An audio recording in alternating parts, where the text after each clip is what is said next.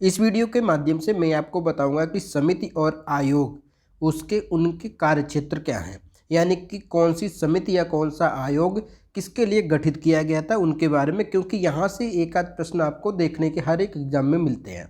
तो जैसे कि अभी नई शिक्षा नीति आई है, तो वो शिक्षा नीति किस समिति के आधार पे आई है, तो ये पूछा जा सकता है। तो वो हम उन सब की बात इस वीडियो में करेंगे।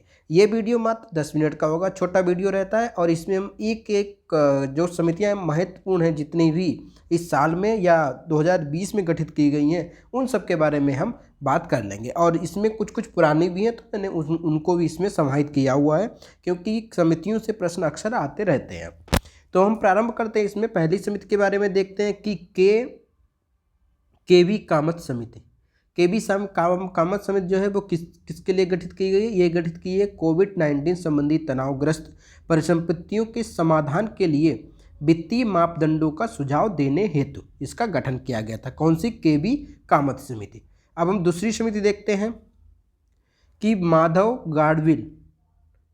गाडगिल समिति। ये समिति गठित की गई थी पश्चिमी घाट के संरक्षण पर रिपोर्ट तैयार करने हेतु इसका गठन किया गया था। किसका? माधव गाडगिल समिति का जो गठन है वो पश्चिमी घाट के संरक्षण हेतु। अगला है इसमें कि मिहिर शाह समिति। तो मिहिर शाह समिति का गठन राष्ट्रीय जन्म नीति का मसौदा तैयार करने के लिए मिहिर शाह समिति का गठन किया गया।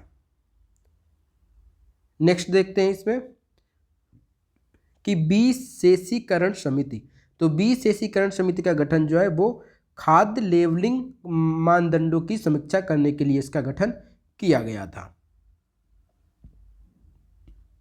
अगला है के कस्तूरी रंगन समिति, जो कि अति महत्वपूर्ण है, और इसका गठन किया गया था नई शिक्षा नीति जो आई है। और ये आप मोस्ट इम्पॉर्टेंट में मान के चलिए कि ये प्रश्न आपको कहीं कहीं देखने को मिल सकता है। तो के कस्तूरी रंगन समिति जो कि नई शिक्षा नीति जो कि उसका मसौदा तैयार किया गया था, उसकी अध्यक्षता की थी समिति बनाई थी वो तो के कस्तूरी रंगन समिति।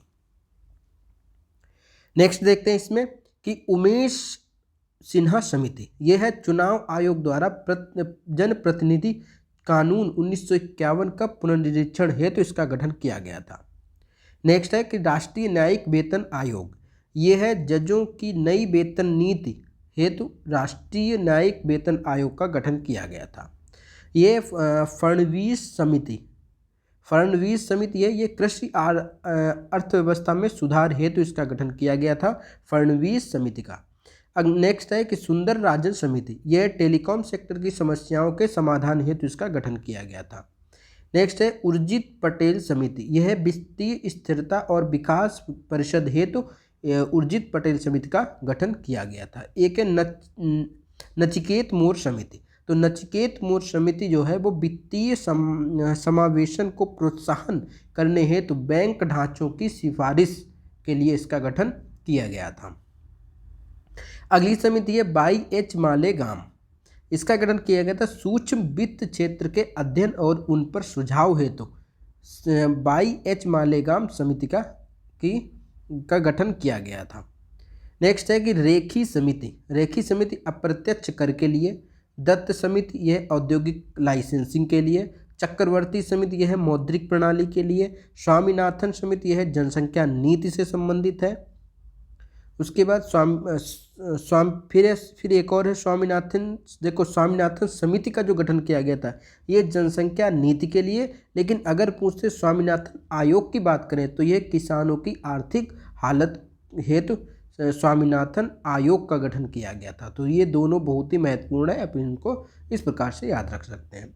न्यायमूर्ति FMI कलीफुल्ला समिति। यह है अयोध्या विवाद के स्थायी समाधान ढूंढना। ये बहुत ही महत्वपूर्ण है, अक्सर प्रश्न ये यहाँ से बनेगा कि अयोध्या विवाद का स्थायी समाधान ढूंढने के लिए न्यायमूर्ति FMI कलीफुल्ला समिति का गठन किया गया था। उसके बाद है जानकी रमन समिति। यह है प्रतिभूति घोटाले से संबंधित है। फिर है दंतेवाला समिति जो कि अक्सर एग्जाम में पूछी जाती है। यह है बेरोजगारी के अनुमान से संबंधित। फिर है सरकारिया आयोग। इसका गठन किया गया था केंद्र राज्य संबंध को सुधारने के लिए सरकारिया आयोग का गठन किया गया था। फिर ये गोस्वामी आयोग जो है वो औद्योगिक रुग्णता के लिए इसका गठन किया गया था। फिर ये महालिनोविस समिति, इसका गठन राष्ट्रीय आय के लिए किया गया था। उसके बाद है भूरेलाल समिति। भूरेलाल समिति का है मोटर वाहन करों में वृद्धि के लिए भूरेलाल समिति का गठन किया गया था। उसके बाद भंडारी समिति, इसका गठन क्षेत्रीय ग्रामीण बैंकों की पुनर्संरचना के लिए किया गया था। उसके बाद राज्य समिति का गठन है कृषि जोत पर कर से संबंधित है राज्य समिति। फिर है सच्चर समिति भी बहुत ही महत्वपूर्ण है, ये भी एग्जाम में पूछा जाता है। तो सच्चर समिति का गठन किया गया था मुस्लिमों की सामाजिक, आर्थिक और शैक्षणिक स्थिति का अध्ययन करने के लिए सच्चर समिति का गठन किया गया था। फिर से इम्पॉर्टेंट है कि सुरेश तेंदुलकर समिति, ये गरीबी के जो आंकड़े उनको तैयार करने के लिए या गरीबी संबंधित जो भी चीज़ें होती हैं वो तेंदुलकर समिति ने इसको गठित किया था, या कि गरीबी की जो परिभाषा है वो भी तेंदुलकर समिति ने दी थी। फिर नेक्स्ट है कि आबिद हुसैन समिति, यह लघु उद्योग के लिए गठित की गई थी। नेक्स्ट है डॉक्टर किरित एस पारिख समिति, यह है पेट्रोलियम उत्पादों की मूल प्रणाली पर सुझाव देने के लिए।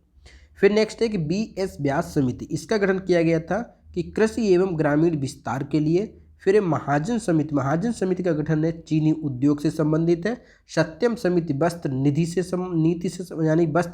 संबंधित है सत्यम समिति।